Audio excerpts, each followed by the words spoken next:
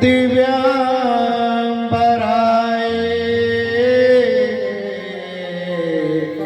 चे दिगंबराय नमः शिवाय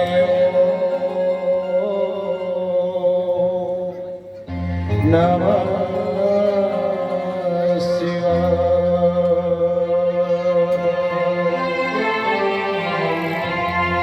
नमः शिवाय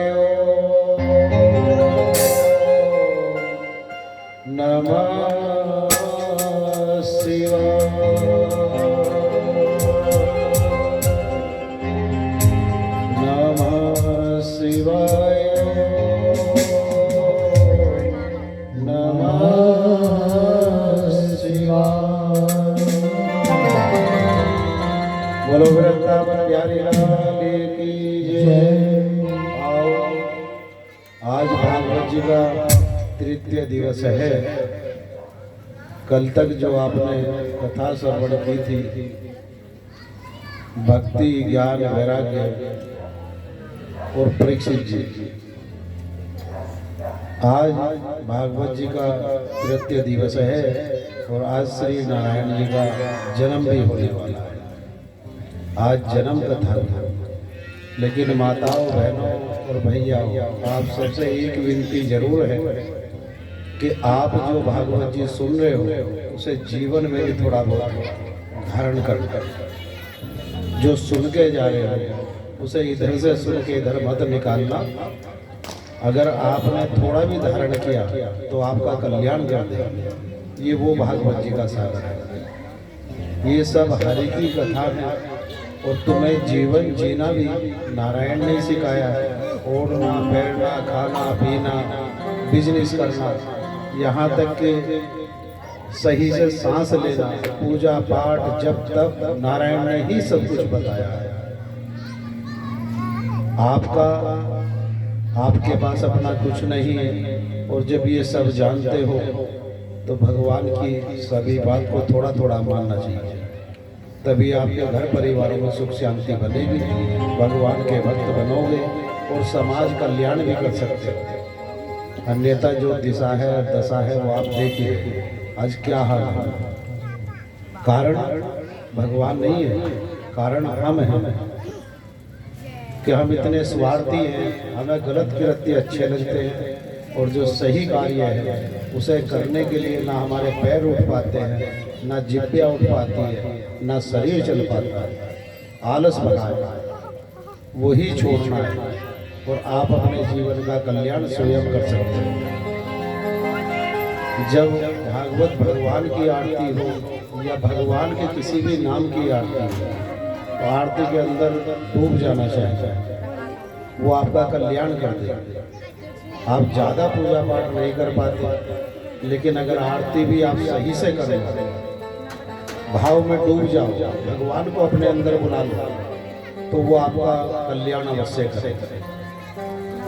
आओ अब सभी मिलकर भागवत जी की आरती करते हैं।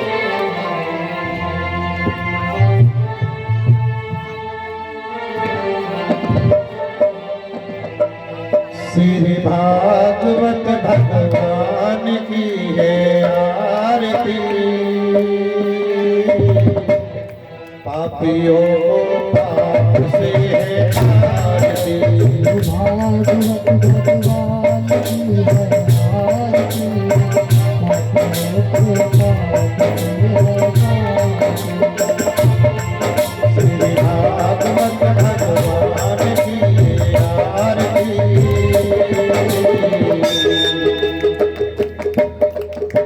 पापियों को पाप से है आरती। श्री भागवत भगवान की है आरती, पापियों को पाप से है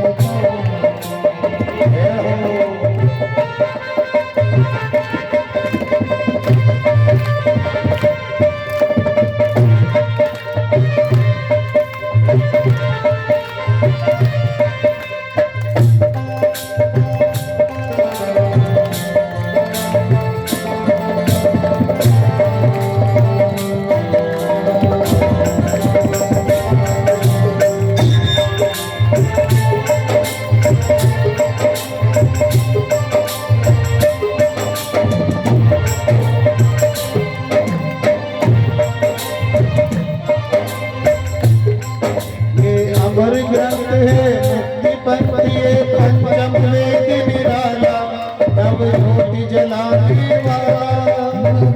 भी जलाने वाला।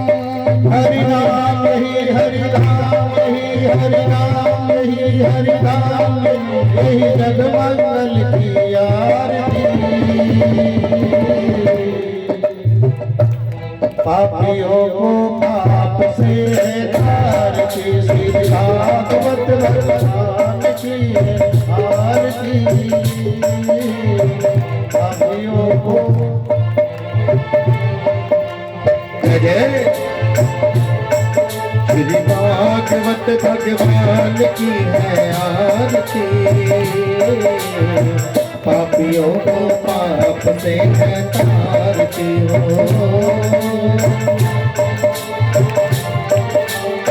ताली बजा के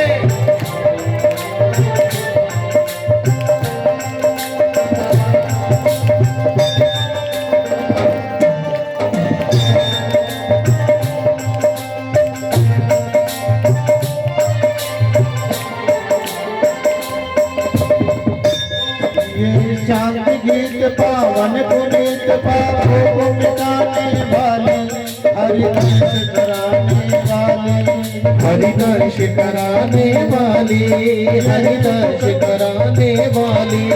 यह सुख करनी यह दुख हरनी, यह सुख करनी यह दुख हरनी, श्री मधुसूदन की आरती। पापियों को पाप से तारती, श्री भागवत भगवान की है आरती। पापियों को पाप से है तारती।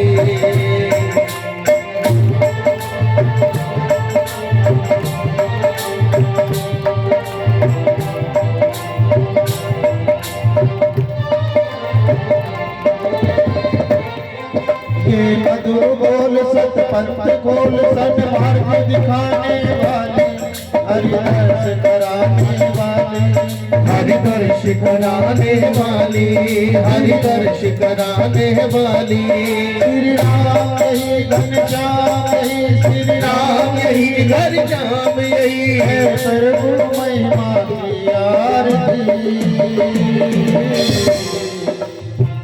पापियों को पाप से तारती, श्री भागवत भगवान की है आरती। पापियों को पाप से है तारती, भागवत भगवान की है आरती। पापियों को पाप से है तारती, श्री भागवत भगवान की है आरती। पापियों को पाप से है तारती, भागवत भगवान की है आरती। पापियों को पाप से है तारती।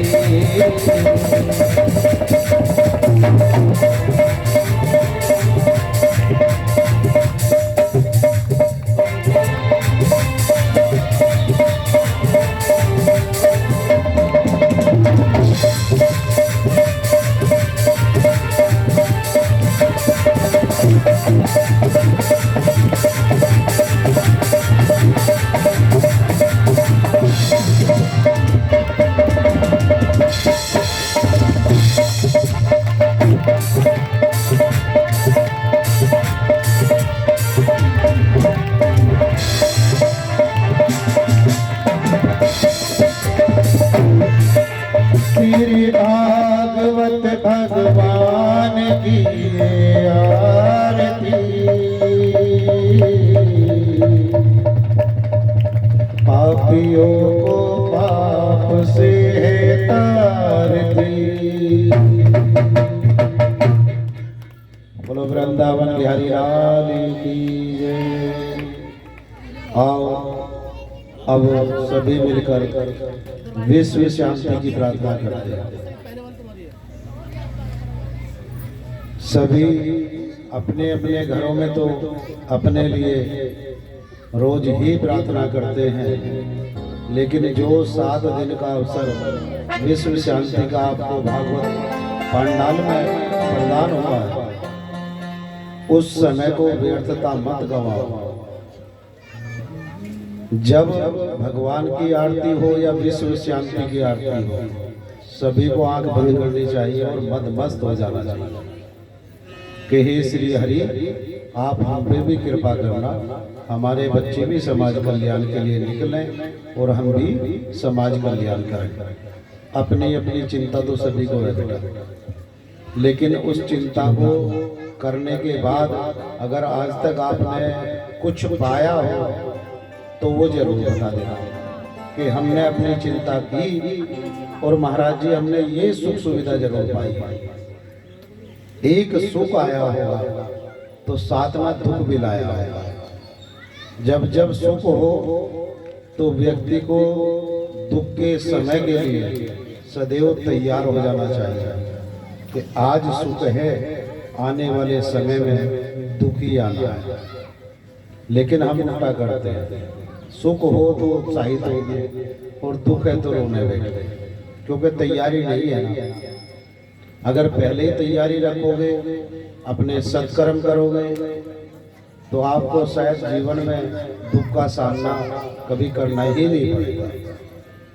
लेकिन आप ऐसा नहीं करते।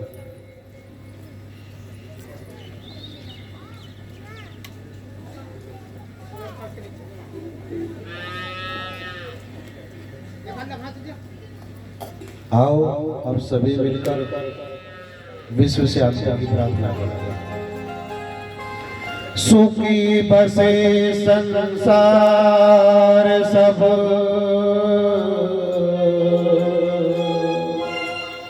दुखिया रहे न को। यह अभिलाषा हम सबकी, भगवन पूरी हो।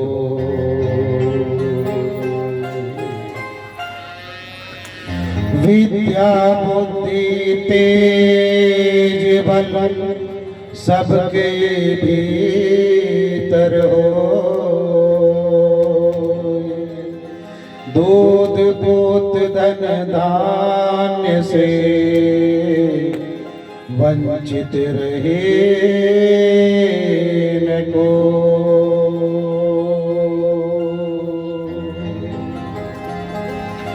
आपकी भक्ति प्रेम से मन होवे भरपूर। रोग दोष और द्वेष से चित भागी मेरा को सो दो।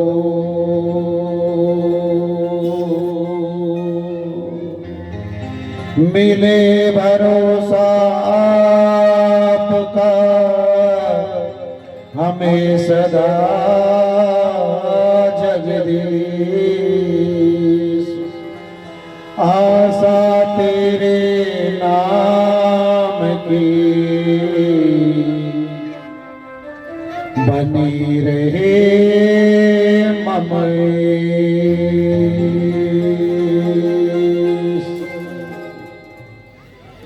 बनी रहे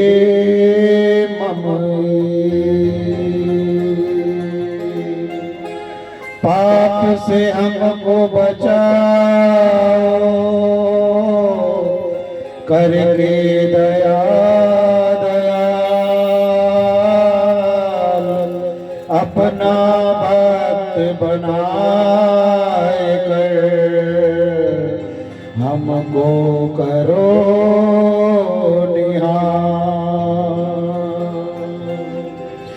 दिल में दया उदारता,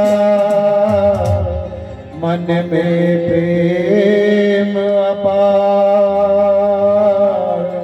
हृदय में हो धीरता,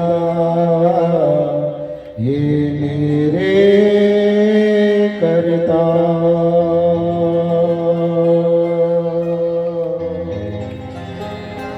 हाथ जोड़ विनती करो सुनिए कृपा निदान,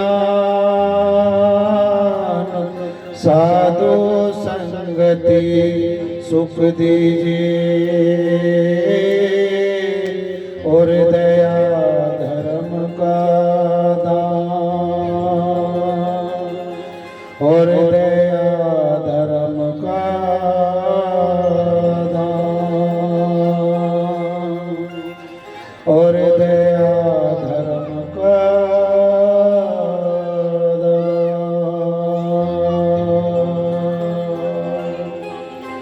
बोलो वृंदावन बिहारी लाल की जय। अब माताओं कुछ आप भी बोल दो, थोड़ा और जोर से, थोड़ा और जोर से। अरे वाह, अब तो आनंदित कर दिया पापा। अब लगा कि भगवान का वास हुआ है। जब तक आप नहीं बोलते तो हमें ऐसा लगता है कि बस हमें बोलना, आप कुछ बोलते ही नहीं। और जब आप राधे राधे बोल देते हो तो परमानंद के दर्शन हो जाते हैं। जितना ज्यादा उच्चारण करोगे सभी मिलके, देखो वो भी बता रहे हैं कि हाँ महाराज जी ऐसा ही है, ऐसा ही है। बोलो वृंदावन बिहारी लाल की। कल आपको समीक ऋषि जी के बारे में परिचय दिया था कि समीक ऋषि जी कौन है, किसके पुत्र हैं, माता का नाम क्या है। लेकिन आज एक बार दोबारा फिर बोल देते हैं, जिसने ना सुना हो वो थोड़ा ध्यान रखना। भागवत जी का मतलब है कि अगर आपने सार भी पकड़ लिया तो समझो भगवान तुम्हारा कल्याण अवश्य कर देंगे। आप उस भवसागर में नहीं भी कूद पाए कोई बात नहीं, लेकिन सार तो जरूर पकड़ के रखना चाहिए कि मेरे पूर्वज ये थे, हम सब नारायण के बच्चे हैं और हमें क्या क्या कार्य करने चाहिए। सनातन धर्मी हैं, सत्य सनातन धर्म का सदा ध्यान रखना चाहिए। जात पात बिरादरी से दूर रहना चाहिए कि कौन हो तुम, कौन है। अगर कोई परिचय मांग रहा है तो उसे कहो, गर्व से क्या कहोगे, गर्व से कहो हम हिंदू हैं, गर्व से कहो हम सत्य सनातन धर्मी हैं, गर्व से कहो। वहां जात पात का उल्लेख ना करो, बस ये कहो कि हम सत्य सनातन धर्मी हैं, हिंदू हैं, हिंदू हैं। और जो ये शब्द बोल पाता उसे आप समझ लो वो चंद्र बिंदु है, ना इधर है ना उधर, वो किधर का भी नहीं। कोई नहीं बेटा, मूर्खों की संख्या बहुत। बोलो वृंदावन बिहारी लाल की। आओ अब सर्वप्रथम भगवान को अपने हृदय कमल से बुलाने का प्रयास करते कि नारायण आप चले आओ। गोविंद चले आओ, गोपाल चले आओ, मुरलीधर माधव नंदलाल चले आओ, गोविंद चले आओ, गोपाल चले आओ, गोविंद चले आओ, गोपाल चले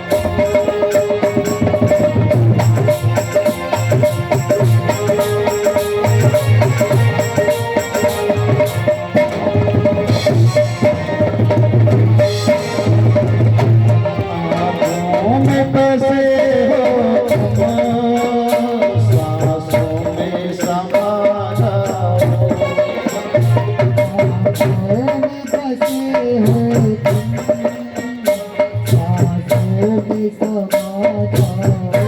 आँखों में बसे हो तुम, धड़कन में धड़कते हो।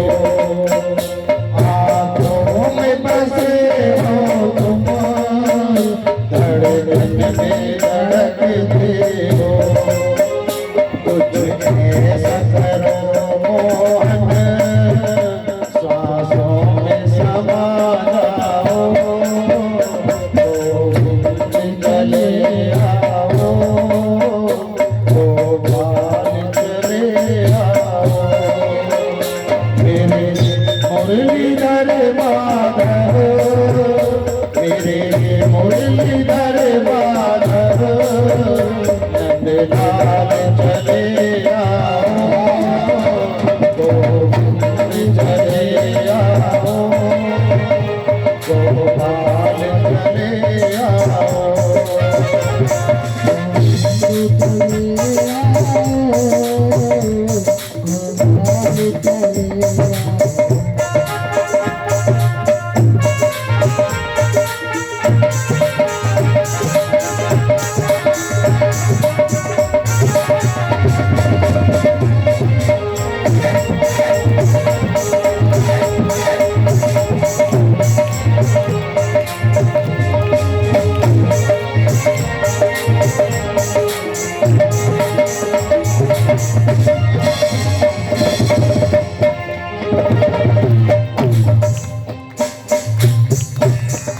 सर्द जमाने से प्रभु हमने लगा ली है।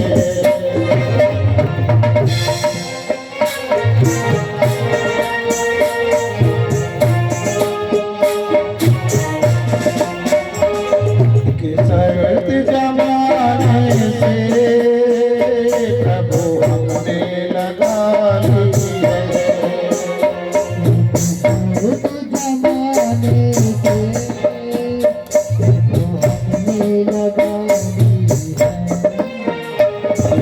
सर्द जमाने से प्रभु हमने लगा ली है। या हमको बुला लो तुम, या खुद ही चले आओ, गोविंद चले आओ, गोपाल चले आओ। मेरे मुरलीधर माधव, मेरे मुरलीधर माधव, नंदलाल चले आओ, गोविंद चले आओ, गोपाल चले आओ, गोविंद चले आओ, गोपाल चले आओ।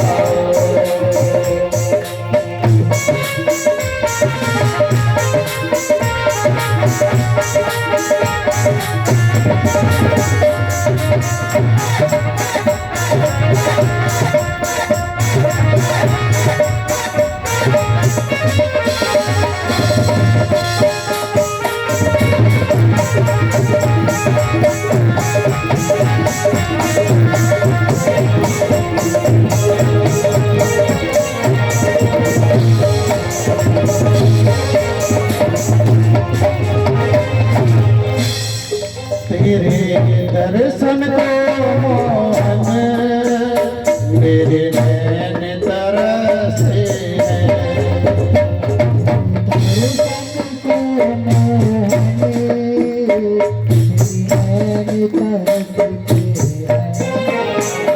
तेरे दर्शन को मोहन, मेरे नैन तरसे हैं। अर्ज मेरी मोहन, अब और न तरसाओ, गोविंद चले आओ, गोपाल चले आओ। मेरे मुरलीधर माधव, मेरे मुरलीधर माधव,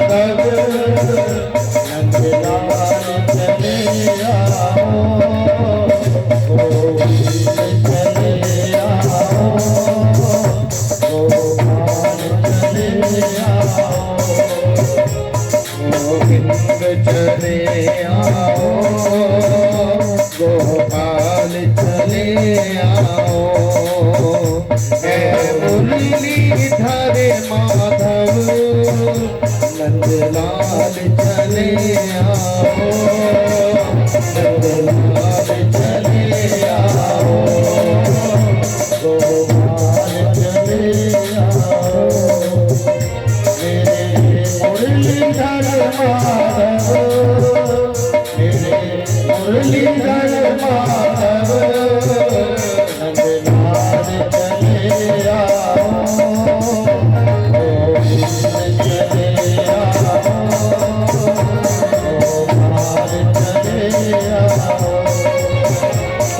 गोविंद चले आओ, गोपाल चले आओ, गोविंद चले आओ, गोपाल चले आओ, मेरे मुरलीधर माधव, मेरे मुरलीधर माधव नंदलाल चले आओ, गोविंद चले आओ, गोपाल चले आओ, गोविंद चले आओ, गोपाल चले आओ, गोविंद चले आओ, गोपाल चले आओ, गोविंद चले आओ,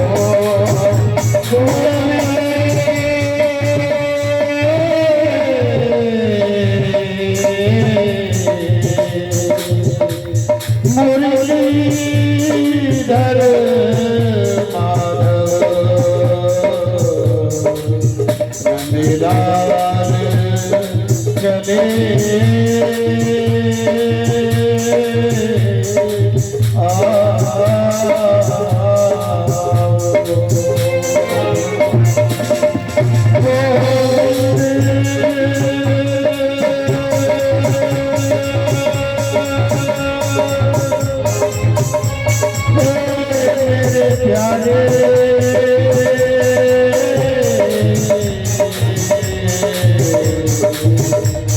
अब तो चले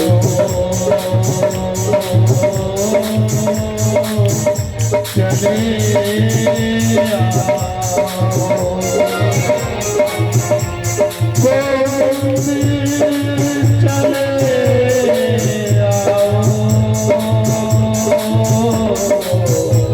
गोपाल चले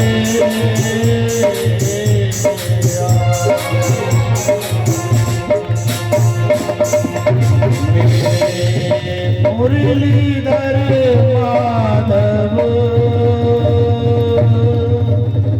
नंदलाल चले आओ। वृंदावन बिहारी लाल की जय। एक बात तो है बेटा, भगवान को जिसने मन से बुलाया होगा और तुम्हारी पुकार में भी दम होगा, तो आज ही एहसास भी करा देंगे कि तुमने बुलाया और मैं दौड़ा चला, मैं चला। भगवान का जन्म भागवत जी में इसलिए कराया जाता है कि जितने भागवत पंडाल में भक्त हैं, हे श्री हरि, उन सबके घर में भी आज आप जरूर जाना और सबके आंगन में वही खुशियों की किलकारी गूंजे, दुख की ना गूंजे। इसलिए जन्म कराया। कुछ मूर्ख हैं जो तरह तरह की बात भी बना देते हैं और साधुओं को और भगवान को सब सुनना पड़ता है, सब सुनना पड़ता है कि महाराज जी इसलिए कराते हैं जन्म, ऐसा होता है दक्षिणा के लिए, पैसा लूटने के लिए। लेकिन उन्हें मूर्खों को कौन समझाए कि अगर हरि का जन्म हुआ है, तुमने हृदय से जन्म किया है, तो तेरे हृदय में प्रवेश भगवान ने जरूर किया है, वो आए हैं। तुम्हारी अगर पुकार में दम है तो जब चाहो जब गोविंद को बुला सकते हो। और भगवान बोलते भी हैं कि तू चल एक पग, मैं पग आऊं 60।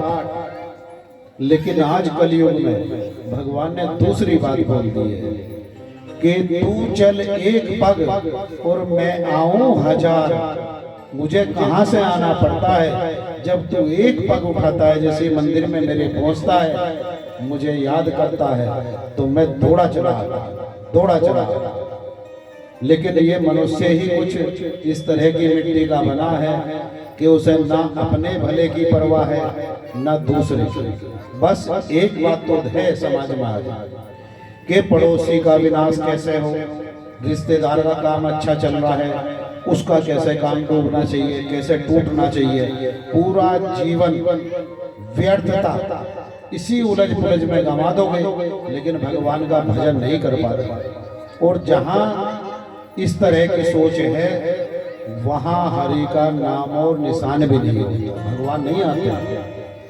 पता है कि दुष्ट है, तो दुष्ट के पास जाके मुझे करना क्या है, वहां श्री हरि नहीं आते। वहां राक्षस पहुंच जाएंगे, मायावी शक्तियां पहुंच जाएंगी, भगवान नहीं प्रवेश करते। भगवान किसके यहाँ प्रवेश करेंगे? निर्मल मन जन सो मोहि भावा, और छल कपट मुहे छिद्र ना भावा।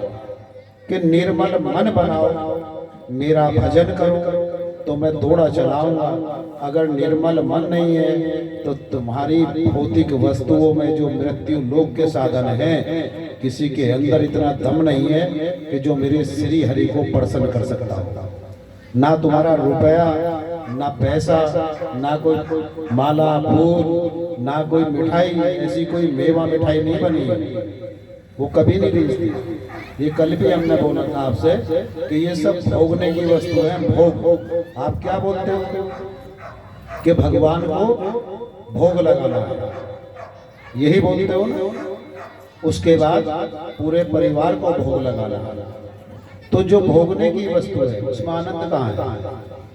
उसे तो अपने 10 मिनट बाद कोई ना कोई आपके जैसा मंदिर में पहुंचेगा भगवान के सामने, और मेवा मिठाई मिष्ठान लेके पहुंचेगा, सोचेगा कि मैं तिजोरी खोल दूं, शायद गोविंद खुश हो जा। ऐसा संभव नहीं है। भगवान तो आपके निर्मल मन से प्रसन्न होंगे, और तभी आपको दर्शन भी देंगे और आपके साथ भी होंगे। साथ तो राक्षस के भी है, अगर साथ हैं तो जीवित है। जिस दिन श्री हरि छोड़ के चल देते हैं, धराधाम पे शरीर पड़ा मिलता है। एक वृंदावन की सत्य घटना है बेटा। एक साधु जी थे, वहां आश्रम में एक साधु का देहांत हो गया, शरीर पूरा हुआ।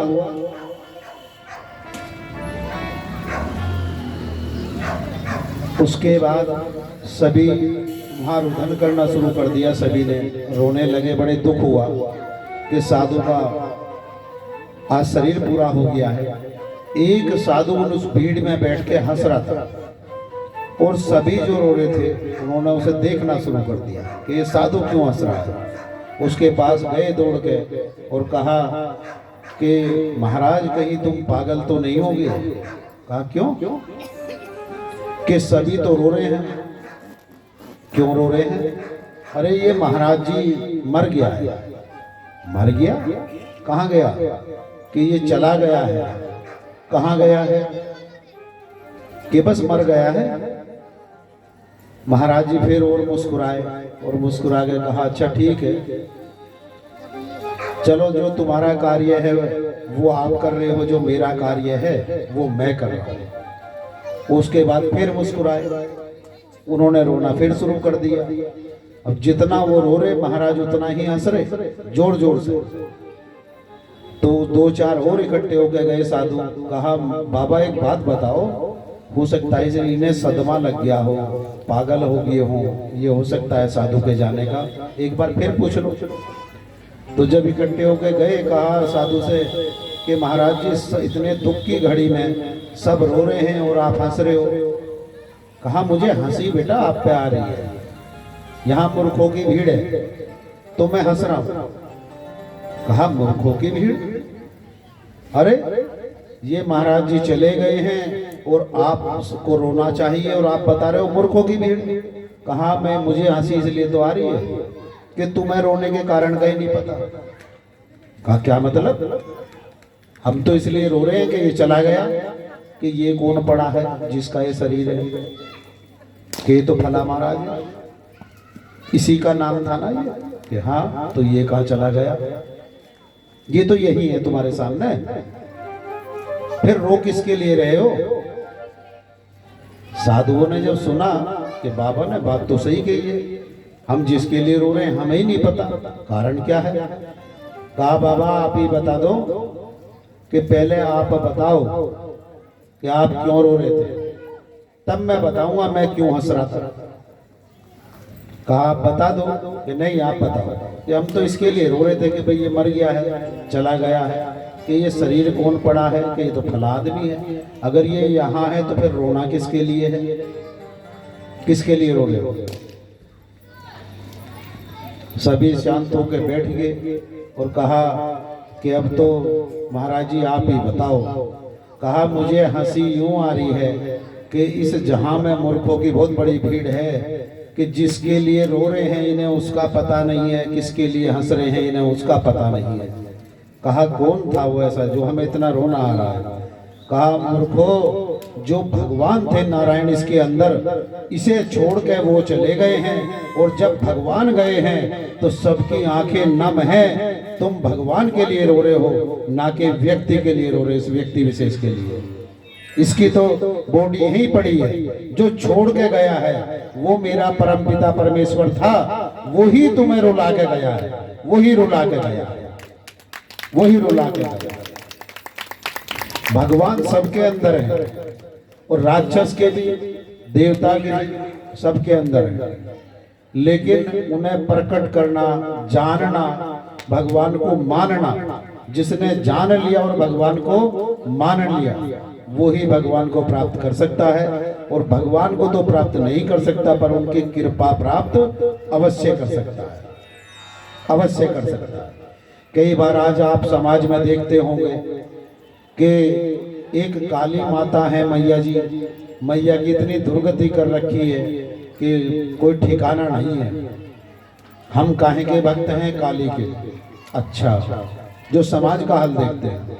अच्छा, काली को क्या भोग लगाया जाता है कि एक तो वो चाहिए महाराज जी, क्या बोलते हैं उसे तुम्हारी, अरे क्या बोलते हैं बेटा, अद्धा पौवा जो भी बोलते होंगे, एक तो वो चाहिए, और एक उसे काटने को भी चाहिए, सब कुछ चाहिए वहाँ। अरे मूर्खों, पहले अपनी माँ को पिलाओ शराब और माँ को खिलाओ मीट, अपनी पत्नी को पिलाओ शराब एक बोतल और उसे खिलाओ मीट, और तब घर से बाहर निकाल के हमें बताओ क्या वो शांत रह सकती है? जो आदि शक्ति नारायणी है उनके ऊपर आप किस किस तरह की चीज चढ़ा रहे हो कि वहां शराब की धार लगती है, वहां मुर्गे मच्छी चलते हैं। हे प्रभु, कहां मति मारी गई है? वो तुम्हारा कल्याण करेगी? कल्याण करेंगी? अरे हम तुम्हें यहाँ अगर ऐसा ये सब कुछ करा के बैठा दें तो क्या आप सही रह सकते हो? आप किसी का कल्याण कर सकते हो? नहीं कर सकते ना, तो फिर वहां क्यों चढ़ा रहे हो? एक थोड़ी सी नाड़ हिलाई, बू कौन आ गई, अरे अब तो शेरों वाली आ गई, अरे अब कौन आए हैं, अब तो बालाजी महाराज आ गए हैं, और हिल रहे हैं, बैठ के दिखा रहे हैं, जोत जला दी, इतनी लंबी लंबी दीवार काली कर दी, घर काला कर लिया। भगवान को इतनी फुर्सत है कि तुम्हारे एक बार गर्दन हिलाते भगवान आ गई? या माता रानी को इतनी फुर्सत है कि एक बार नाड़ हिलाई तो वो माता रानी प्रकट होगी, प्रसन्न होगी? अरे साधु संतों को दिन रात भजन करना पड़ता है, और दिन रात जागने के बाद भी वहां भगवान के दर्शन नहीं हो पाते उन्हें। हो गए कभी 7-6 महीने में एक बार, और इतनी फुर्सत भगवान को है कि तुमने नाड़ हिलाई या उल्टी सीधी जोत धूप बत्ती जलाई और भगवान प्रकट हो गए कि देवी आ गई है या देवता आ गया है। सब फ्री घूम रहे हैं, टाइम है सबके पास। कहां मति मारी गई है?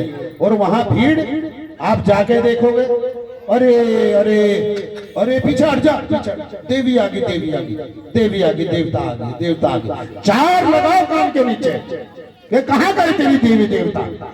भगवान को भी बदनाम करते हो। नाड़ हिलाएंगे भगवान प्रकट होंगे, भगवान प्रकट होंगे। अरे ऐसे तो साधु यहाँ खड़ा होकर रोड पे पूरा हिलेगा, पूरा पूरा हिलेगा कि भगवान आ जाओ। इसने तो नाड़ हिलाई थी, मैं तो पूरा ही हिल गया हूं, आप आ जाओ, आप आ जाओ, आप आ जाओ।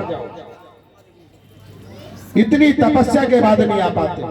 और आप 5 मिनट में अपने घर में काला धुआं रचाओगे, इतनी इतनी लुक उठा दोगे और तरह तरह की तस्वीर प्रतिमा रख लोगे। नाड़ हिलाई, नाक टपक रही है, लाड टपक रही है, बाल बिखर रहे हैं पूतना की तरह। वो राक्षसनी थी पूतना, उसकी तरह बाल बखेर दी और आगी देवी आगी देवता। वहां रे तुम्हारी मति कहां मारी जा रही है।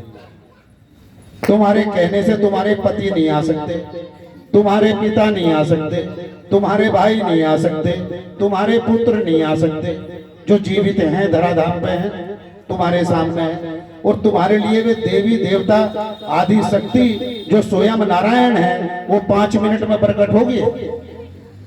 हमारे बच्चे हमारे कहने से आ नहीं रहे और भगवान दौड़े चले आए 5 मिनट में कि नाड़ हिलाइए, मुझे बुलाया। बिना गर्दन हिलाए नहीं आ सकते भगवान। सदा सात्विक पूजा करा करो। सात्विक से मतलब है कि चाहे काली के पास जाओ, अच्छी बात है। भद्रकाली बहुत आदि शक्ति माँ है, उनका नाम है पार्वती और पार्वती ही आदि शक्ति है। वहां जाओ, थोड़ा जल लेके जाया करो, गंगा जल, फूलों की माला लेके जाया करो, मेवा मिष्ठान मिठाई लेके जाया करो।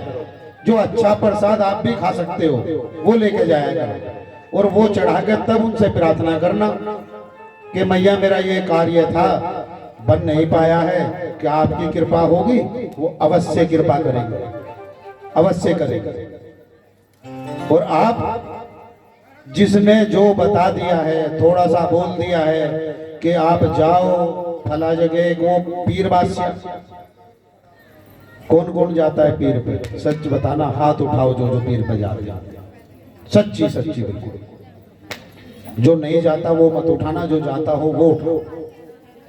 1 2 3 4 5 6 7 8 9 10 20 30 व्यक्ति तो हैं। कुछ ने शर्म के मारे नहीं उठाया कि बाबा कुछ और बोलने वाला है। तुम्हारे अपने पितृ या देवता नहीं है क्या? तुम्हारे अपने पितृ या देवता नहीं है? जो तुम्हारे पूर्वज गए हैं, क्या वो नहीं है? जिनके आप अंश हो, वंश हो, वो नहीं है? तुमने कभी अपने देवताओं पर, पितरों पे जाके कोई चादर चढ़ाई, मिठाई चढ़ाई, दक्षिणा चढ़ाई? किसी भी व्यक्ति ने? ये हिंदू हैं जो चंद्र बिंदु बने पड़े हैं कि वो जिनका जीवित था जब था वो फकीर और मर गया तो बन गया पीर। और जाके माथा कौन टेक रहा है? आप सत्य सनातन धर्मी। उनके कितने लोग हैं ये और बता देना। वहां किसी पे भी जाओ, किसी भी पीर पे कितने व्यक्ति होंगे? 4। एक प्रसाद उठाने वाला, चादर को एक साइड रखने वाला, दूसरा वहां झाड़ू लेके दिखाऊंगा कि मैं झाड़ू मार रहा हूं। अगर 5वां हो तो हमें बता दो। वहां सब आप हो। आप अपने तो कल्याण के लिए अपनों को नहीं पूछ सकते, लेकिन दूसरों के यहाँ जा जाकर आप माथा टेक रहे हो और चादर चढ़ा रहे हो। अरे एक चादर, अब सर्दी आई है, गरम कपड़ा लेके गरम लोई अपने पितृ और देवताओं के नाम की उनके ऊपर चढ़ा के अपने रिश्तेदारों को दे दो, रिश्तेदारों को दे दो। तुम्हारे देवता और पितृ जहां आज हैं, वो चाहे स्वर्ग में हो या जहां भी हो, वो प्रसन्न हो जाएंगे, खुश हो जाएंगे कि मेरे बच्चे आज भी मेरा ध्यान रखते हैं, मेरा ध्यान रखते हैं। वहां तुम्हारी चादर से तुम्हारा कल्याण नहीं होगा, चाहे जितनी चढ़ा लो। जो अपना कल्याण नहीं कर सकता वो तुम्हारा कल्याण क्या करेगा? क्या करेगा? नहीं कर सकता ना। लेकिन तुम्हारी भीड़ वहां लगी है। यही भीड़ जो यहाँ मंदिर हो, भगवान का किसी भी तरह का मंदिर हो, चाहे देवी का हो, भोलेनाथ का हो, कन्हैया जी का हो या हनुमान जी का हो, वहां जाओ आप सुबह उठ के, भगवान के सामने खड़े हो, वहीं जाकर माथा टेको और जो बोलना है इन्हीं से बोल के आ जाओ। ना दुनिया में बोलना है, ना किसी और से बोलने की आवश्यकता आपको है। यहाँ एक काम और भी होगा, अगर आप पीर पे न जाकर अपने देवताओं पर चद्दर चढ़ाओगे वो भी प्रसन्न होंगे। और ऐसा समझो, गिहा की बेल है, तोरी की बेल है, खीरों की बेल है, जिस भी तरह की बेल है उसकी जड़ कहाँ होती है और उसके ऊपर जो फल लगता है वो कितनी दूर लगता है, कितनी दूर लगता है, और जड़ दूर होगी। ऐसे ही हमारे पितर और देवता हैं जो हमारे पूर्वज हैं, जो छोड़ के हमें चले गए हैं, जिनके शरीर पूरे हो गए हैं, वो हमारे वंश की जड़ हैं और हम वो फल हैं जो बेल पे अधिक दूर लगे हैं। अगर जड़ हिल गई या जड़ सूख गई या जड़ को उखाड़ के फेंक दिया तो तुम बचोगे क्या? कोई फल बच पाएगा? चाहे जितनी दूर लग रहा हो वो सूख के बेकार हो जाएगा, सड़ जाएगा। अपनों को पूजा करो, ना कि दूसरे को कि वहां जाकर। और एक बात और बोल रहे हैं, अगर किसी को इस वजह से कोई दिक्कत बनती हो कि मैं पीर पे नहीं गया था, आज मेरे सिर पीर आ गया है और पीर बादशाह ने मेरे से ये चीज मांग ली है, तो गोपाल दास जी का एड्रेस ले लेना, मुझे एक बार हमें आप फोन ही कर देना बस कि गोपाल दास जी आज ये स्थिति बनी है, वो मेरे से ये चीज मांग रहा। अगर जीवन में आपके सपने में भी आ जाए, जीवन में तुम्हारे तो आ सकते हैं, दूसरे नहीं आने के, उसकी हिम्मत नहीं है कि आपके सपने में भी आ जाए। बोलो वृंदावन बिहारी लाल की जय। श्रीमन नारायण नारायण हरि हरि,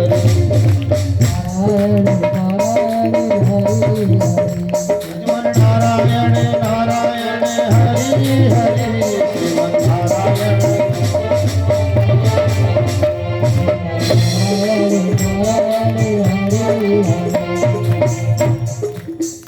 श्रीमन नारायण नारायण हरि हरि, श्रीमन नारायण नारायण हरि हरि, श्रीमन नारायण नारायण हरि हरि। वृंदावन बिहारी लाल की जय, बोलो सुखदेव महाराज की जय, बोलो मोर मुकुट बंसी वाले की जय। जय जय जय जय जय जय, क्या बात है। अरे वाह, तुम हरि भक्त हो, तुमने कन्हैया जी को बुला ही लिया, बुला ही लिया। तुम इतने प्यारे भक्त हो, तुम सब अच्छे हो, लेकिन अच्छे बन के भी रहो और अच्छे कर्म भी करो तो और अच्छे बनो। यहाँ सुखदेव जी महाराज जब परीक्षित जी को कथा सुना रहे थे, तभी इंद्र महाराज आए।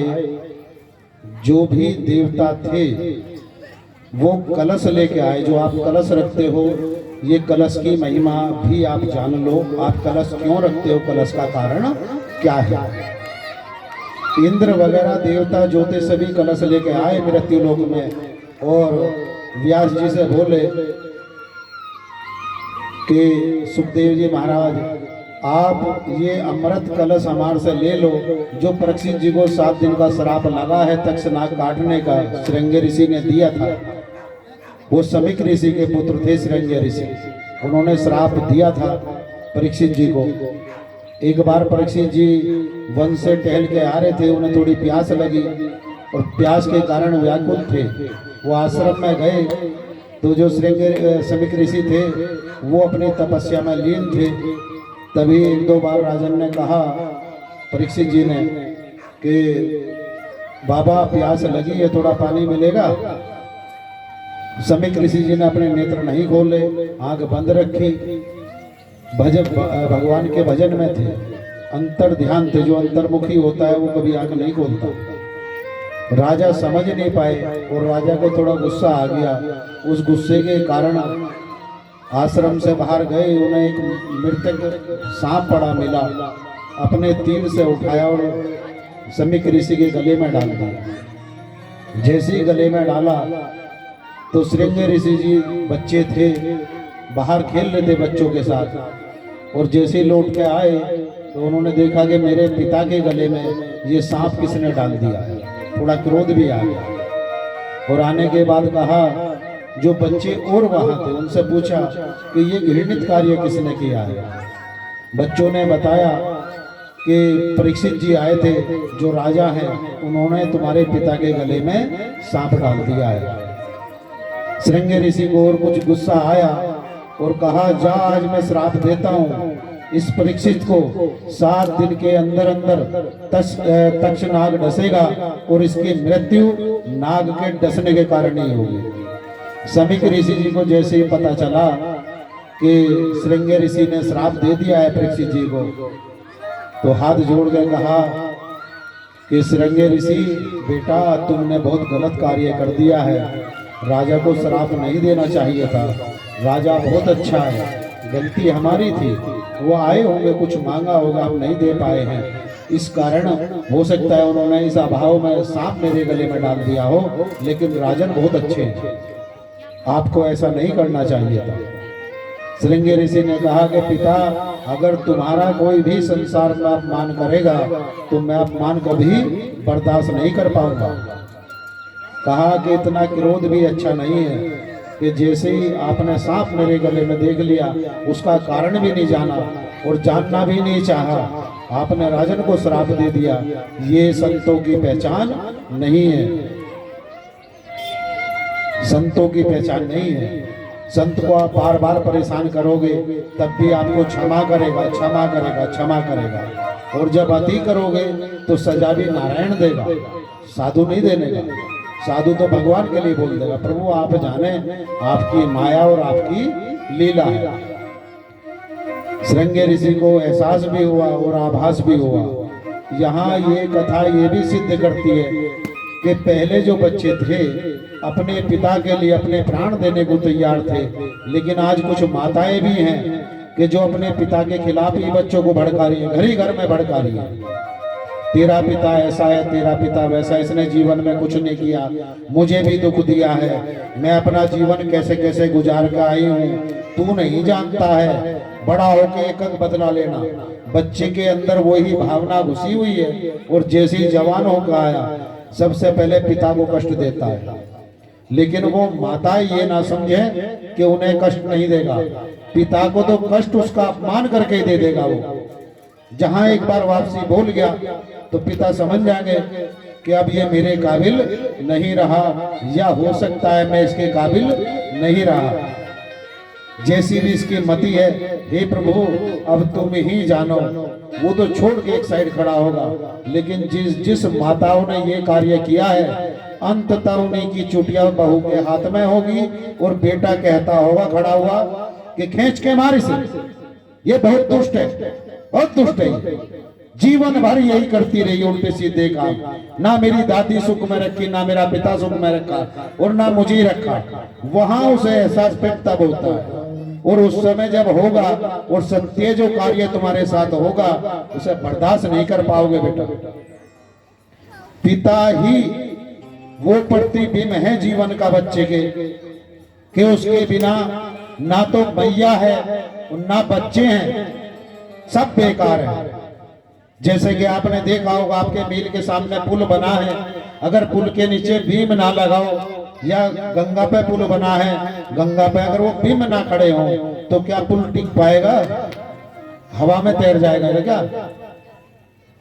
जीवन में जो पिता है बच्चे के जीवन में, जिनका पति है पत्नी के जीवन में, मैया के जीवन में, बहन के जीवन में, वो पुरुष वही प्रतिबिंब है जिसका सर्वप्रथम आप अपमान कराते हो, घर के अंदर अपमान कराते हो, बाहर निकल के कह भी नहीं पाता। समाज में गया है, आप उसकी आयु बढ़ाने से तो गए, आपने ये कार्य करके उसकी आयु घटा जरूर दी है। अगर वो 10 साल और जी सकता तो आपके इस कारण से मुश्किल से वो 2 साल पकड़ पाएगा, क्योंकि दिन रात वो से वही चिंता है कि आज मेरे पुत्र ने मेरे ऊपर हाथ उठा दिया है, मेरे बच्चे ने मेरे ऊपर हाथ उठा दिया है।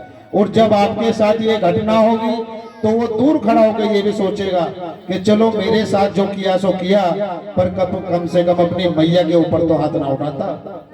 वो तब भी आपके बारे में ये सोच रहा है। यहाँ एक बात और है, सभी पत्नियां और स्त्रियां ये सब बोलती हैं हम आपसे बहुत प्रेम करते हैं, चाहे उसका पुत्र हो, पति हो, पिता हो, ये बोलती जरूर है लेकिन करती नहीं है।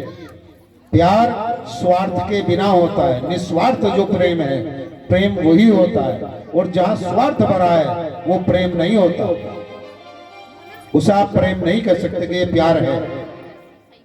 निस्वार्थ भाव आपका बन नहीं पाता।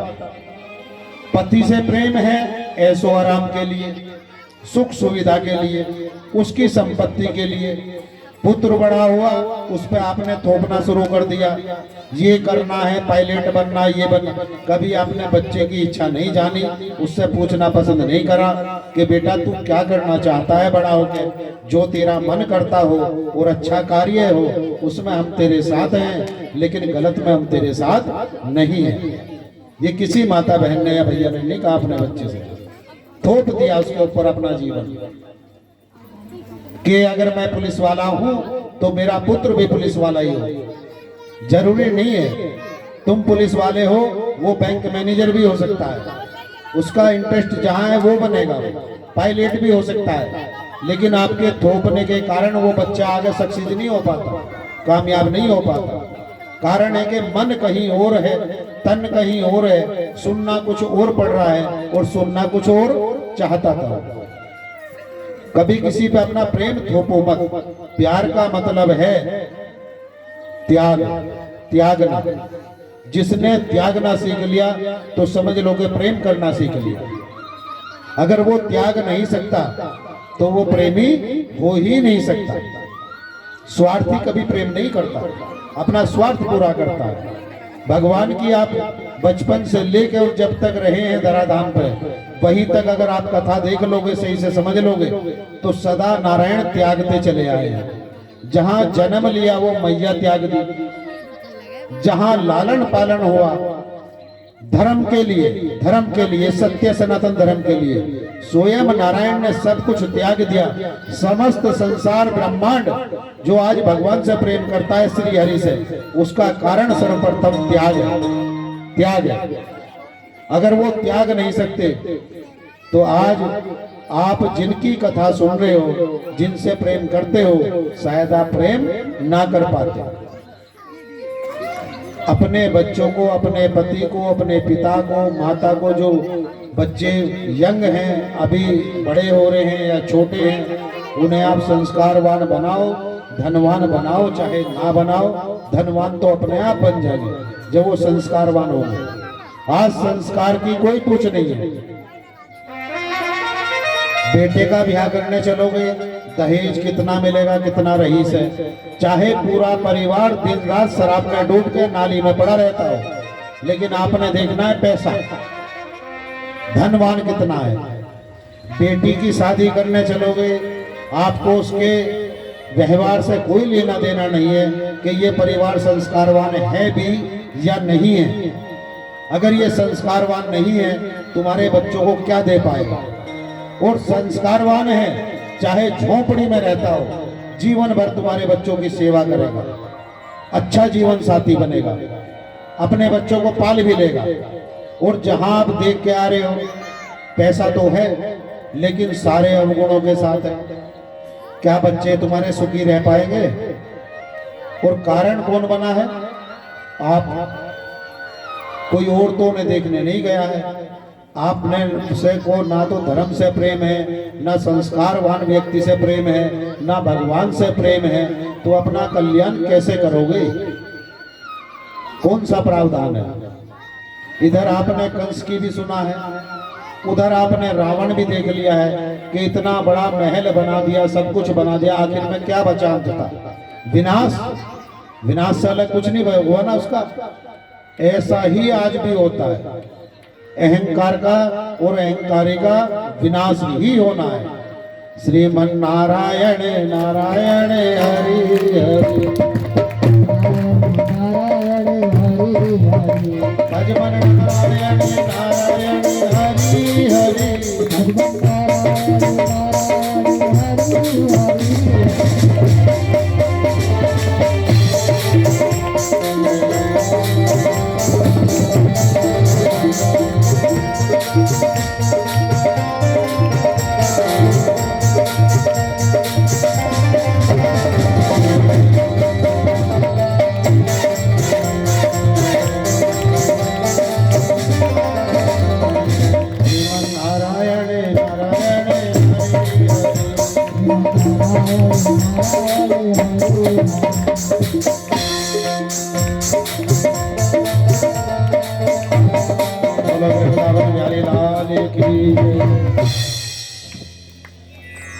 इसके बाद परीक्षित जी को जब पता चला कि तुम्हें शिविक ऋषि ने जो है श्राप दिया है, बड़ा पश्चाताप भी हुआ और मृत्यु का भय भी बना कि मेरे तो अभी बच्चे भी छोटे हैं। उनके पुत्र का नाम था जन्मेजय, उनकी आयु थी 15 वर्ष। तभी परीक्षित जी ने 7 दिन के अंदर अंदर ही जन्मेजय का राज्याभिषेक कर दिया और उसके बाद श्री हरि के चरणों में अपना संपूर्ण ध्यान लगा दिया। श्रीमन नारायण के, कृष्ण कन्हैया के चरणों में अपना संपूर्ण ध्यान लगा दिया और जैसे ही राजपाट छोड़ के गए गंगा के तट पर, वहाँ जो ऋषि आए हैं, ऋषि मुनि, सभी का स्वागत भी किया है परीक्षित जी ने और उन्होंने तक्षनाग के डसने का उपाय भी पूछा कि मेरी मृत्यु क्या टाली जा सकती है। सभी ने कहा कि संभव नहीं है। वो श्रृंगे ऋषि है, तपस्वी है, वो तपस्वी के पुत्र हैं, इतना साधारण नहीं है श्राप को टालना। कहा कोई तो उपाय होगा। तभी वहां से देखा सुखदेव जी महाराज 12 वर्ष की आयु में नगन अवस्था में दौड़े आ रहे हैं और जैसे ही आए तो परीक्षित जी खड़े हुए और कहा, जो और संत बैठे थे, कोई बच्चा दौड़ा आ रहा है, अवधूत का भेष बना रखा है, नगन अवस्था में है, ये कौन हो सकता है, इतना तेजस्वी है। परीक्षित जी ने कहा, चाहे जो भी हो, ये नगन अवस्था में हो या चाहे जैसा भी हो, बच्चा भी हो, मैं अब जान चुका हूँ, मैं इनका भी स्वागत करूंगा। और तभी गए, उनके चरणों में दंडवत प्रणाम किया, फूल माला पहनाई और सुखदेव जी महाराज को आसन पर बैठाया। तब जलपान कराने के बाद आग्रह किया कि प्रभु आप ही कुछ कृपा कर सकते हैं, मैंने सुना है कि आप कोई ना कोई मार्ग मुझे बता सकते हैं। सुखदेव जी महाराज ने कहा कि तुम्हें मृत्यु से बचने का बस एक ही उपाय है और वो है श्रीमद् भागवत जी, जो स्वयं नारायण है, भागवत ही भगवान है। बोलो भागवत भगवान की जय। कि आप वो श्रवण करो, उसके बाद आपको तक्षनाग नहीं डसेगा। आज हम सबकी भी स्थिति यही है कि हमारे पास 7 दिन का ही जीवन है, उसी में जीना और उसी में मरना है। जो सोमवार में पैदा हुआ है, जरूरी नहीं है कि वो सोमवार पकड़े, उसकी मृत्यु मंगलवार में भी हो सकती है, बुधवार में भी हो सकती है, शनिवार में भी हो सकती है, लेकिन रहेगी 7 दिनों के अंदर ही अंदर, इनसे बाहर नहीं निकल पाओगे।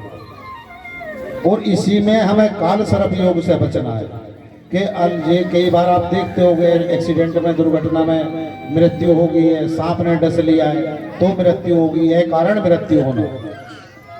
यही तक्षनाग वाले कथा है जो परीक्षित जी की है कि 7 दिन का जो जीवन है वो कैसे संपूर्ण रूप से जिया जा सकता है, और वो मार्ग है श्रीमद् भागवत जी। दूसरा कोई उपाय मृत्यु लोक में नहीं है। जैसे ही कथा सुनानी शुरू की सुखदेव जी महाराज ने, तभी इंद्र आदि देव आए और अपने हाथ में कलश लिए थे। जो माताओं बहनों अपने कलश रखे, इनके बारे में भी जान लेना।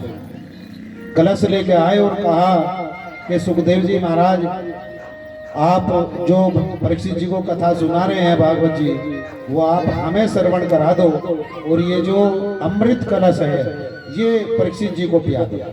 जैसे ही आप पियाओगे, इसे पिलाने के बाद तक्षनाग इन्हें नहीं डसेगा और इनकी आयु बढ़ जाएगी। अब उधर व्यास जी लखाए परीक्षित जी की ओर और कहा, परीक्षित जी आपका मन क्या है। परीक्षित जी हाथ जोड़ के बैठ गए कि सुखदेव जी महाराज, आपकी लीला आप ही जाने प्रभु, जैसा आपको उचित लगता हो। आपने तो मुझे श्रीमद् भागवत जी का ज्ञान दिया था और वही मैं लेने आया हूँ। मुझे इस अमृत के जो कलश है इसकी इच्छा नहीं है, मुझे श्रीमद् भागवत जी का श्रवण करा दो। सुखदेव जी महाराज ने कहा कि ये देवता हैं, आ चुके हैं, जब तक देवता यहाँ मृत्यु लोक में रहेंगे मैं कथा नहीं बोलूंगा, कथा को विराम लगाता हूँ। श्रीमन नारायण नारायण हरे हरे।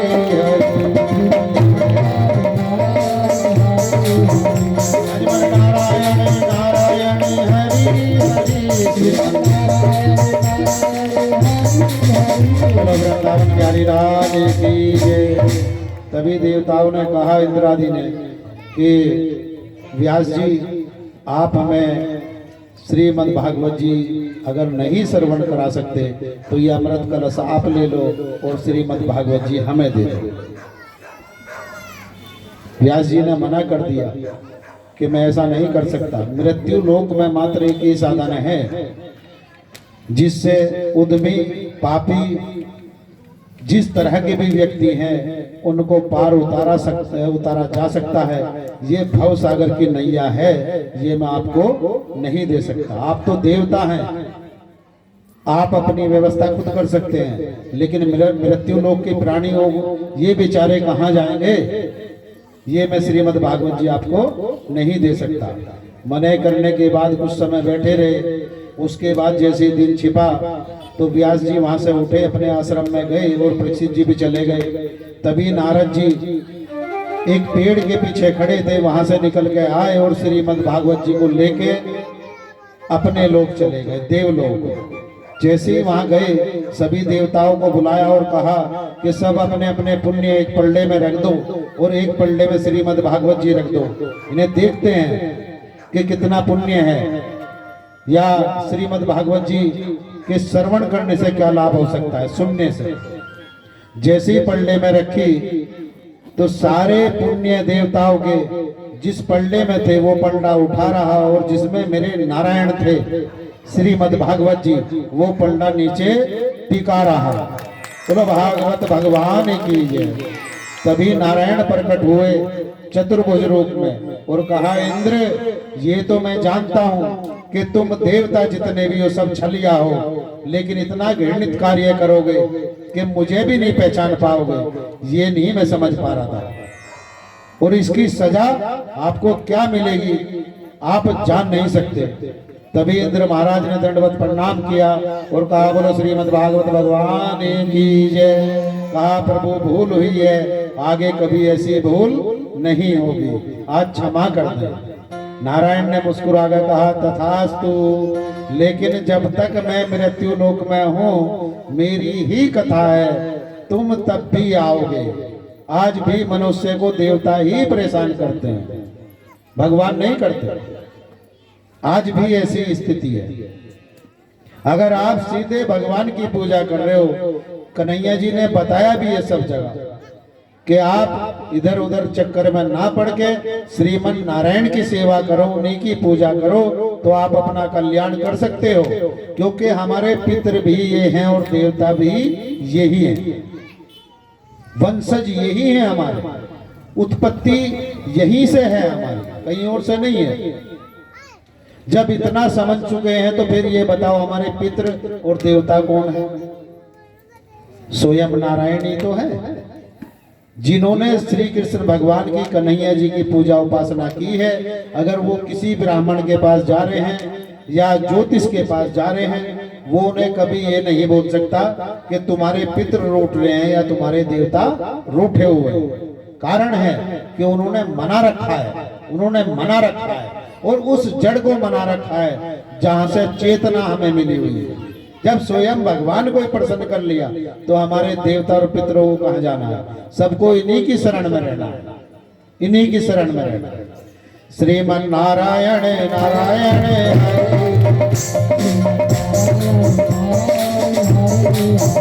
हरि नारायण नारायण हरि हरि श्रीमन नारायण नारायण हरि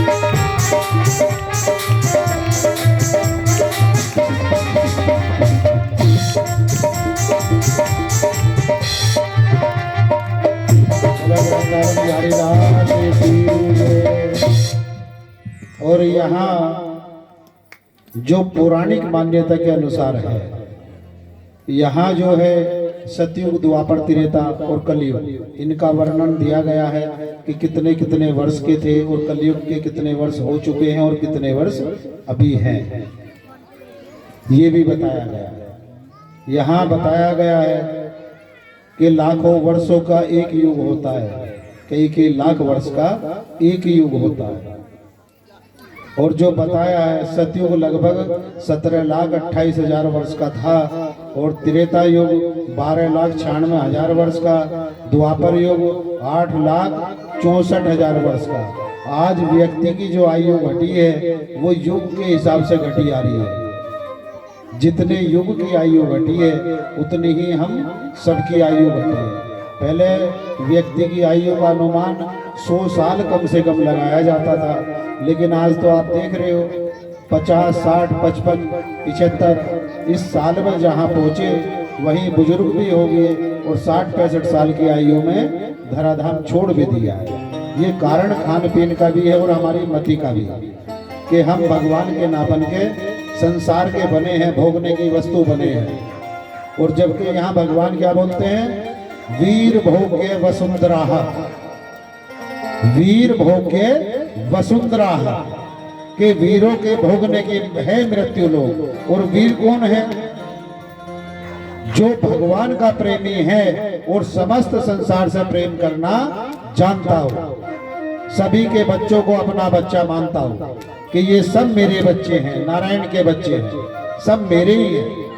वहां ब्लड का संबंध नहीं है कि जो मेरे से उत्पत्ति है वो मेरे हैं, नहीं, पूरा संसार हमारा और हम संसार के हैं।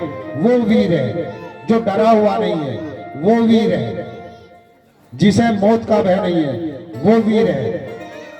और उसी के भोगने के लिए है मृत्यु लोग। वीर भोग्य वसुंधरा। यहाँ जो आदमी ईर्षालु है या घमंडी है वो वीर नहीं हो सकता, ये शास्त्रों में लिखा है, हम नहीं बोलते, शास्त्र भी बोलते और नारायण भी बोलते। बोलो वृंदावन बिहारी लाल की जय। श्रीमन नारायण नारायण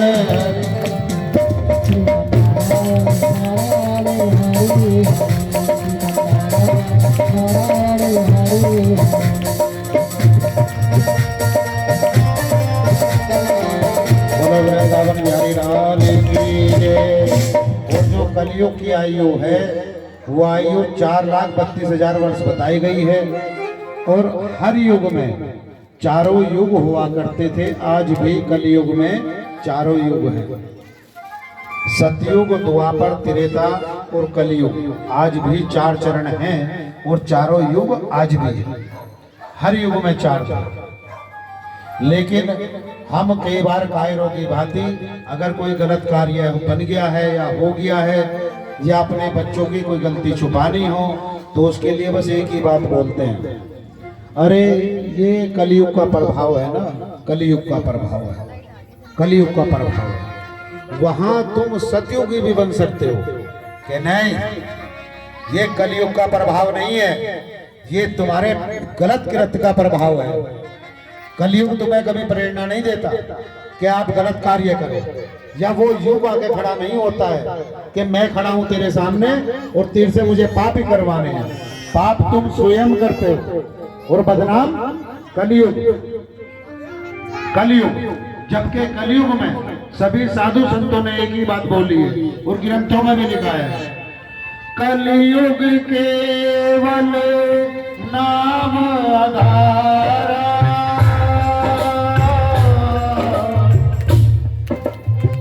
कलयुग केवल नाम आधारा, सुमर सुमर नर उतरे पारा। राम सिया राम जय जय राम।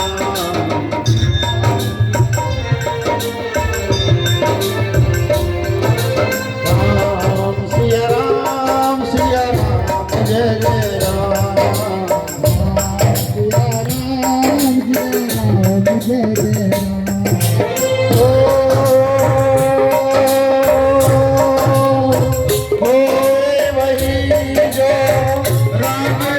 राधा को कर साक बराए साधा।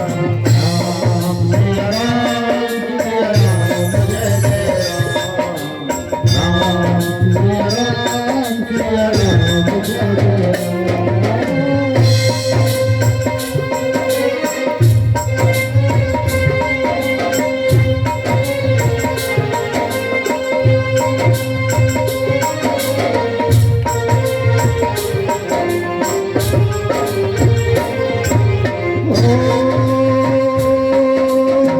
मंगल भवन मंगलहारी तेरे हो सुदशरथ अजर बिहारी। राम सिया राम जय जय राम। राम सिया राम जय जय राम।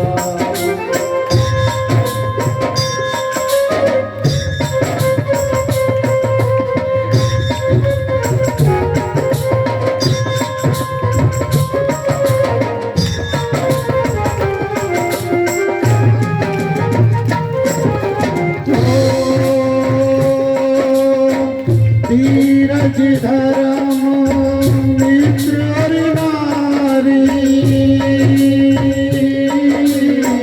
आपद काल तरफियो चारी। राम सिया राम जय जय राम। राम सिया राम जय जय राम।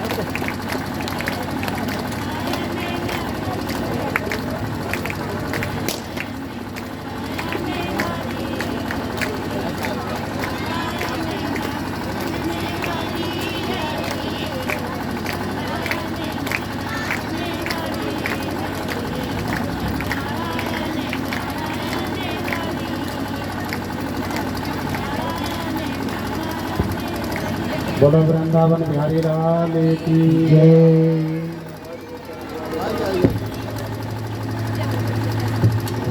श्री राधे श्री राधे।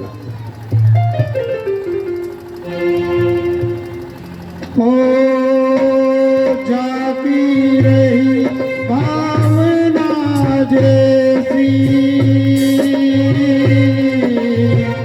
रघुमूरत देखी दिन जैसी। राम सिया राम जय जय राम। राम सिया राम जय जय राम।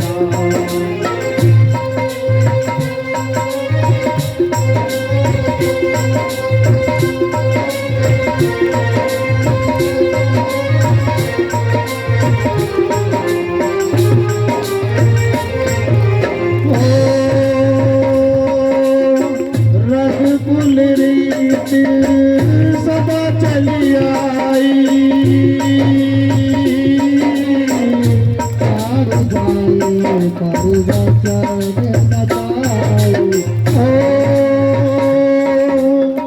रघुकुल रीत सदा चली आई। प्राण गयो पर वचन न जाई। राम सिया राम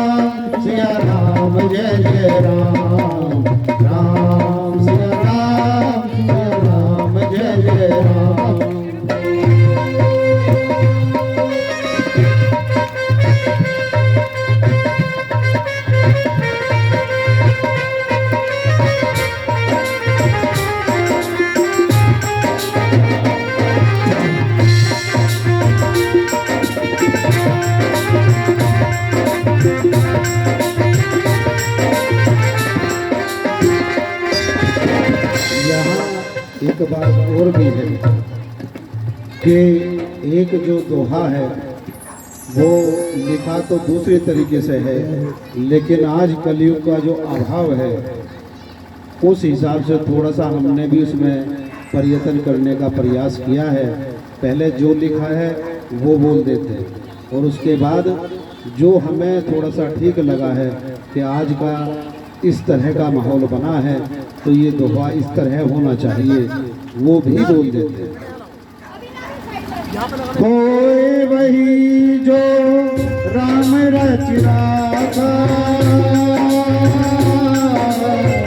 को कर साथ बढ़ाए साखा। राम सिया राम सिया राम जय जय राम। राम सिया राम सिया राम जय जय राम। हमने सारी बात भगवान के ऊपर डाल दी है और भगवान के लिए छोड़ दी है, ये गलत है। कि कर्म तो हम चाहे अपने जितने खराब करें या गलत कार्य करें, लेकिन नारायण मर्जी आप ही की बता दिया, मर्जी आप ही की बता दिया, ये गलत है।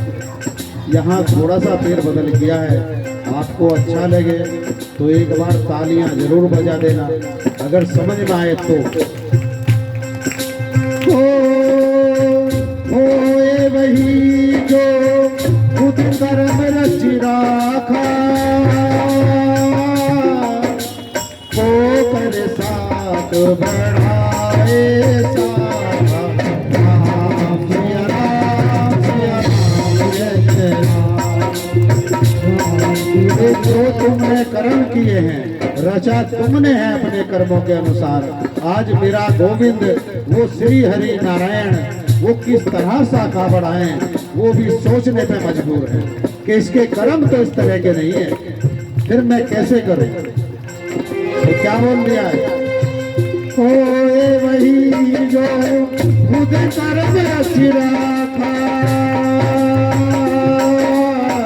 को कर साथ बढ़ाए साखा। राम सिया राम जय जय राम। राम सिया राम जय जय राम। बोलो वृंदावन बिहारी लाल की जय। अब देखो सभी बच्चे भी थोड़ा थोड़ा इशारा भी कर रहे हैं, महाराज जी आज गोपाल जी का जन्म भी होना है, थोड़ा कथा को उधर ही मोड़ दो। वो लेके भी आ गए हैं, सब सामान दिखा रहे हैं, हमें पता है, वो जानते हैं कि एक बार कथा में डूब गए तो सब कुछ भूल जाएंगे, कुछ याद नहीं रहता पूरा। बोलो वृंदावन बिहारी लाल की जय। एक सत्य घटना है बेटा, जो शायद आपको सबक भी दे सकती है और जीवन जीना सिखा भी सकती है। और फिर उसके बाद गोपाल जी का जन्म होगा और जन्म के बाद उत्साह भी मनेगा। एक बार की बात है, ये सत्य है, आप इसे ये मत समझना कि कहीं लिखी हुई महाराज जी ने पढ़ ली होगी, ऐसा नहीं है। जो सत्य घटना है वही आपसे बोली जा रही है, जो हमने समाचारों में भी सुनी है और पेपर में भी पढ़ी है। एक बार की बात है, एक गांव में पति पत्नी रहा करते थे। उनके एक बच्चा था लड़का, और कोई बच्चा नहीं हुआ। कुछ समय के बाद पति का देहांत हो गया और मृत्यु लोग छोड़ के चले गए। पत्नी अकेली बची।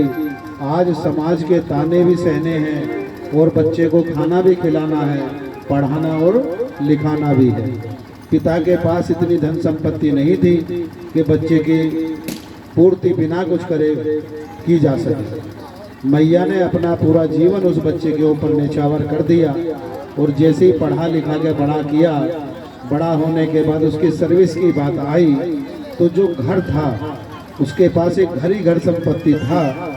जब पैसे देने का नंबर आया, किसी लोभी लालची ने कह दिया कि इसकी सर्विस जब लगेगी जब आप पैसे खर्च करोगे। जैसे ही नंबर आया तो मैया ने एक सेकंड भी नहीं लगाई और अपने मन से बोल दिया कि बेटा अगर ये तन बेच के भी तेरा गुजारा हो सकता हो, काम चल सकता हो तो बेच दे, मैं भी बिकने को तैयार हूँ। ये माँ का प्रेम था।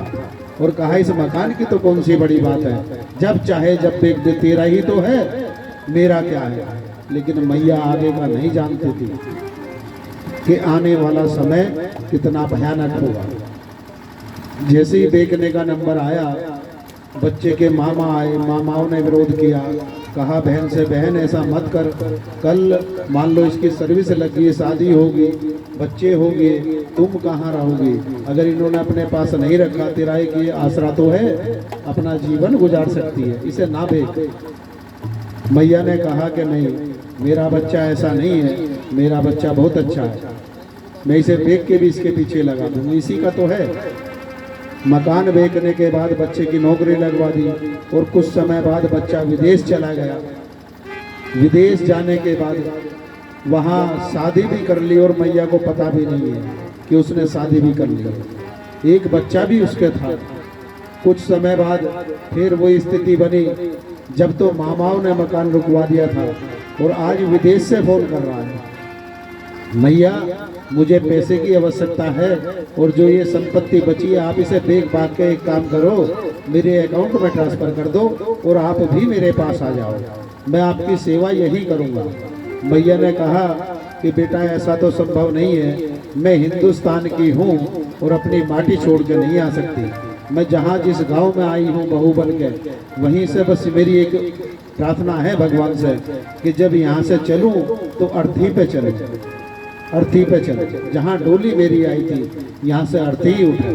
तो ऐसा तो संभव नहीं है, पर अगर तेरा कार्य नहीं चल रहा है, काम नहीं चल रहा है, तो तू बेच के जा सकता है। कहा नहीं, अब उन्हें मामाओं को बुलाओ भैया और मामाओं से ही कहो, पहले तो रुकवा दिया था, आज वो ही बेच के पहुँचा देगा।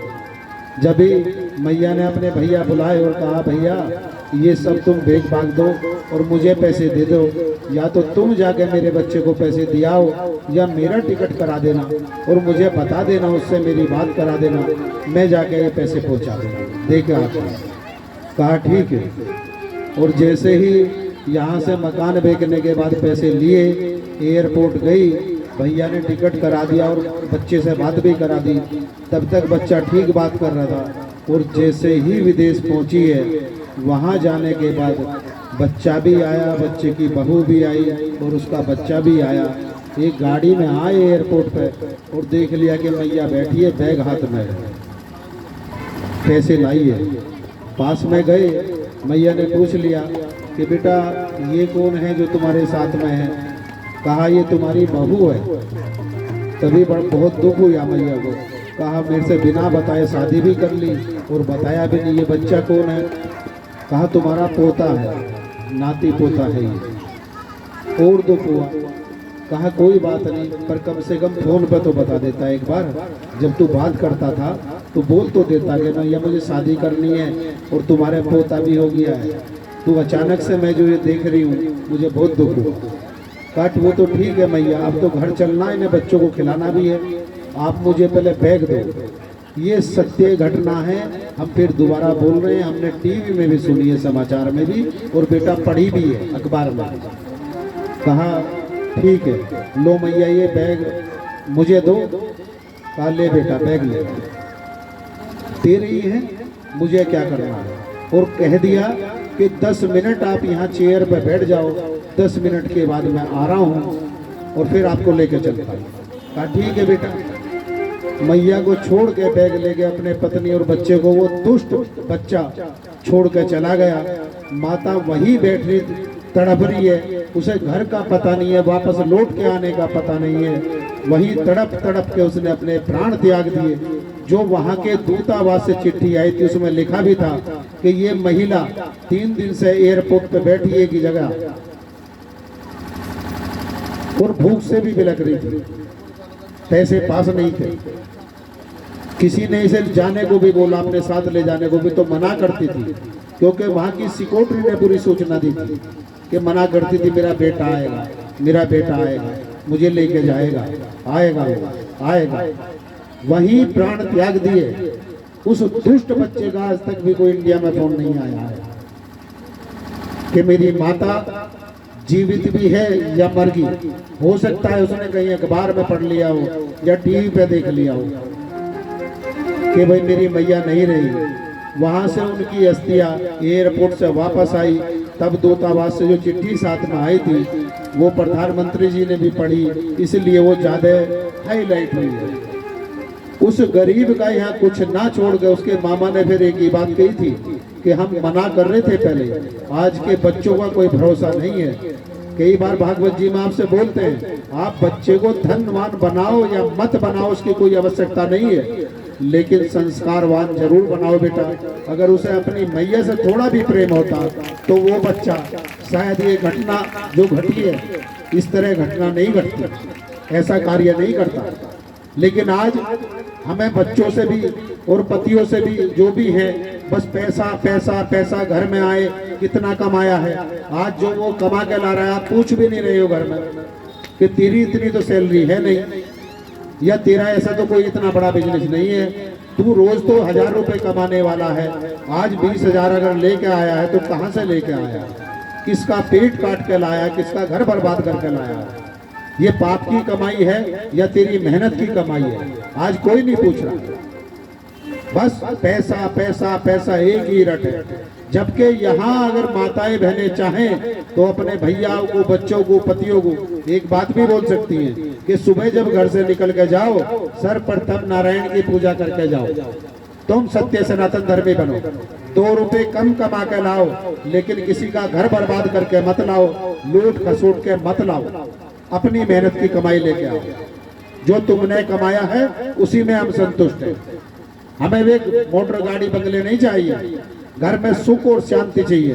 अगर सुख शांति आपको लेनी है तो इस गलत पैसे से दूर रहना ही पड़ेगा, तभी आप सुख शांति ले सकते हैं। जब तक ये गलत पैसा आपके घर में आ रहा है आपके जीवन को अस्त व्यस्त ही करेगा। श्रीमन नारायण नारायण हरि हरि, श्रीमन नारायण नारायण हरि हरि, श्रीमन नारायण नारायण हरि, श्रीमन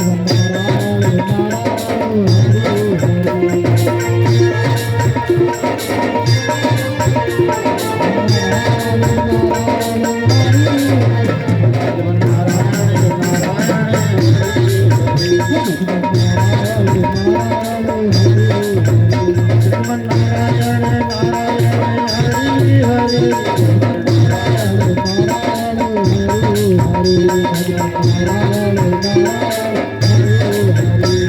वृंदावन बिहारी लाल की जय जय। एक बार और बेटा, एक बार और, अब आनंद आया, अब तुम्हें भी आया होगा और हमें भी लगा कि खाली हम ही मेहनत नहीं कर रहे हैं, भगवान का भजन आप सब भी कर रहे हो, आपके अंदर भी भगवान का प्रवेश हो चुका है, उनकी याद आनी शुरू हो। जितना आप अपने मुख से भजन करोगे वही आपका कल्याण अवश्य करेगा। तभी तो कहा है कलयुग केवल नाम आधारा, कि तुम मेरे नाम का भी अगर सुमरण करोगे मेरे पास तक नहीं भी आ पाओगे तो भी चलेगा, पर मेरा नाम तो जप लो। और अगर ना नाम जपोगे ना मेरे पास आओगे तो कैसे काम चलेगा। गाड़ी आप चाहे जितनी महंगी ले लो, कितनी भी महंगी ले लो, पेट्रोल पंप पे उसे जाना ही पड़ेगा। आज इलेक्ट्रिक कारें आ रही हैं तो बिजली के पास जाना ही पड़ेगा, जब चार्ज होगी तभी चलेगी। ऐसा ही हमारे जीवन की गाड़ी है, अगर भगवान के चरणों में नतमस्तक हैं तो हमारी गाड़ी में भरपूर ईंधन भरा है और जीवन भर ऐसी चलेंगे। वहाँ नहीं पहुँच पा रहे हैं तो ऐसा समझो कि गाड़ी तो करोड़ों की है लेकिन बिना पेट्रोल के बेकार है, खड़ी है, वो नाम कार है, क्या है, बेकार। अपनी आयु, कई बार ऐसा भी होता है कि मैं तो अभी यंग हूँ, भजन क्यों करूँ, थोड़ा बुढ़ापा सा आएगा कर लूँगी, बच्चे बड़े हो जाएंगे तब कर लूँगी। आप मृत्यु लोक को छोड़ के भी चले जाते हो धराधाम को, तब भी भजन नहीं कर पाते। और यहाँ जितना ज्ञान का बखान आपका अपना करोगे या ज्ञानी बनोगे तो ये मेरे गोविंद की कृपा है कि ऐसा लगेगा कि संसार तुम्हें मूर्ख समझ रहा है, कारण कि आपके अंदर अहंकार उत्पन्न हो चुका है।